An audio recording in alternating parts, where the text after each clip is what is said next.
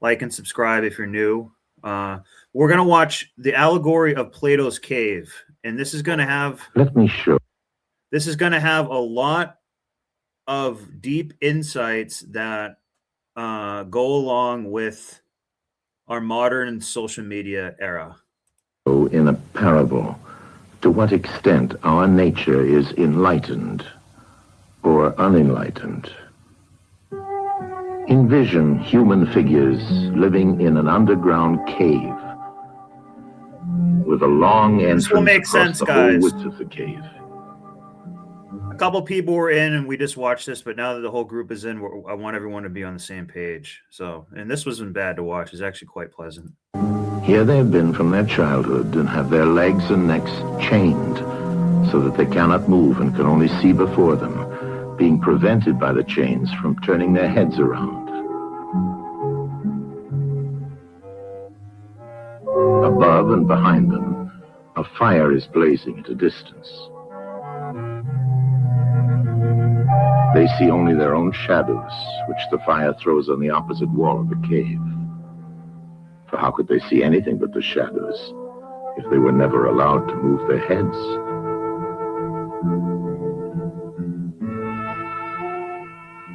Between the fire and the prisoners, there is a raised way and a low wall built along the way like the screen which puppet players have in front of them, over which they show the puppets.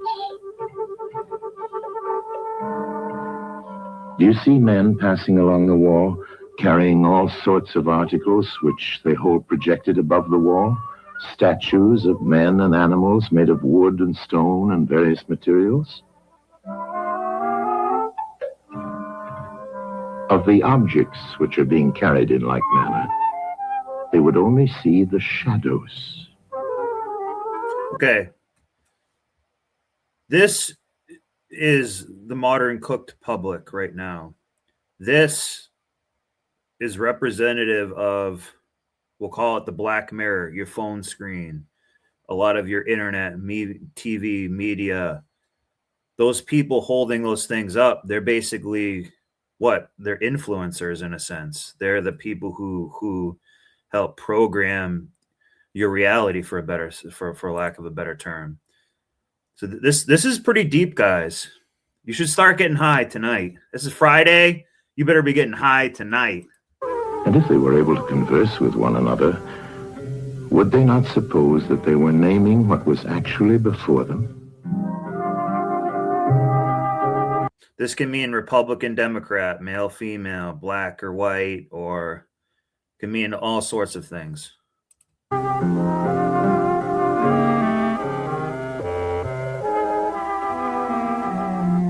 And suppose further that there was an echo which came from the wall.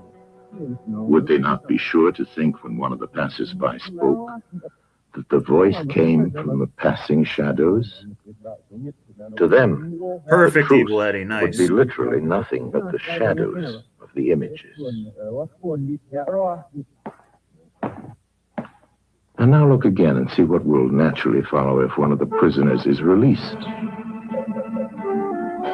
At first, when he is liberated and compelled suddenly to stand up and turn his head round and look towards the light, all this would hurt him, and he would be much too dazzled to see distinctly those things whose shadows he had seen before. And then conceive someone saying to him that what he saw before was an illusion. But that now, when he's approaching nearer to reality and his eyes turn toward more real existence, he has a clearer vision. What will be his reply? And you may further imagine that his instructor is pointing to the objects as they pass and requiring him to name them. Will he not be perplexed? Will he not think that the shadows which he formerly saw are truer than the objects which are now shown to him?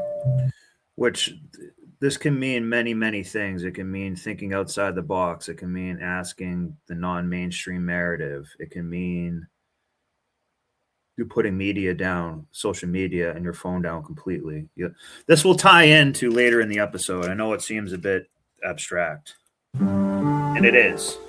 And suppose once more that he is reluctantly dragged up a steep and rugged ascent and held fast until he is forced into the presence of the sun himself. When he approaches the light, his eyes will be dazzled, and he will not be able to see anything at all of what are now called realities. He will require to grow accustomed to the sight of the upper world.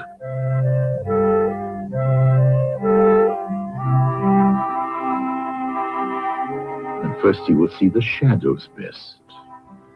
Next, the reflections of objects in the water, and then the objects themselves. Then he will gaze upon the stars and the spangled heavens and the light of the moon. He will see the sky and the stars by night. Last of all, he will be able to see the sun, and not mere reflections of it in the water, but he will see the sun in its own proper place and not in another. And he will contemplate the sun as it is. Will he not then proceed to argue that it is the sun who gives the season and the years, and is the guardian of all that is in the visible world? Because right now we are in digital seasons. What's up, Mr. Bang Your Mom? What's up, Moto Prospector? So we not really us per se, but a lot of modern women in 304s, they are in the season of, it's the ice bucket challenge, or it's the put a finger down if you're a whore. Things like that. Those are the seasons. The reality is dictated to them. They don't step outside into the natural world ever. They go to work, they come home, and they're on the internet. They're on the internet at work. The internet is their projected reality, which then becomes a lot more real. And in a certain way, the cause of all things which his fellows have been accustomed to behold. Clearly, he would first see the sun, and then reason about it. They don't concern themselves with this world. It's just what's online and what gets delivered to them and things like that. They don't understand this level of consciousness, I guess. And when he remembered his old habitation and what was the wisdom of the cave and his fellow prisoners, do you not suppose that he would bless himself for the change and pity them?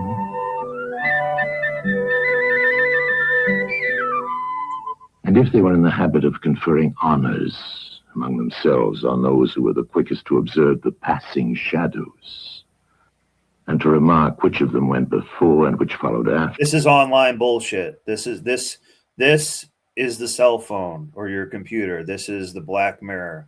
But for women, that is their reality. They are chained there doing this in a way. And which were together and who were therefore best able to draw conclusions as to the future. Do you think that he would care for such honors and glories, or envy the possessors of them? Would he not say with Homer, better to be the poor servant of a poor master, and to endure anything rather than think as they do and live after their manner? Imagine once more such a one coming suddenly out of the sun to be replaced in his old situation. Would he not be certain to have his eyes full of darkness? And if there were a contest of measuring the shadows, and he had to compete with the... So this is us coming in to try to tell these 304 women and stuff, stop with the modernity. Go back to a little of the traditional, which is almost agricultural type way of living. Stop degenerating yourself by the puppeteers of other people and just this nonsense. Prisoners would... And degeneracy and just dumb stuff. Also, too, I want you guys to take note of this beautiful music. I want to tell you something. Never moved out of the den, while his sight was still weak, and before his eyes had become steady, Wouldn't they all laugh at him and say he had spoiled his eyesight by going up there? And that it was better not to even think of ascending? That's them laughing at you when you're trying to show them a better way, and that's how they are. There. Also, And that it have was you better noticed not this to even think of kind ascending? of lovely music? This music is in there to Has stimulate anyone tried to release the right another brain. and lead him Let me up to pause the it for light? a second. It's relaxed. It is relaxing music.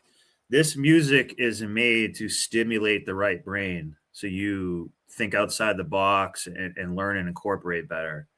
That's what this music is like for, basically.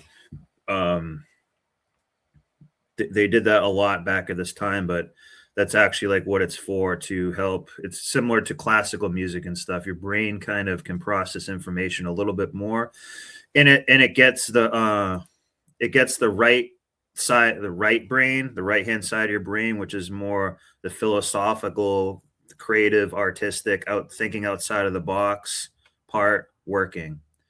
Because why do you think it's called thinking outside the box? Because you're not thinking about box and just getting box and pussy your entire life. That's a narrow way of living. Let them only catch the offender, and they would put him to death. No, they don't. It is the task of the enlightened not only to ascend to learning and to see the good, but to be willing to descend again to those prisoners and to share their troubles and their exactly, honors, Red Door. That's what I'm trying to whether demonstrate. they are here worth too. having or not. And this they must do, even with the prospect of death. They shall give of their help to one another, wherever each class See how it looks like a vagina and ovaries too? is able to help the community.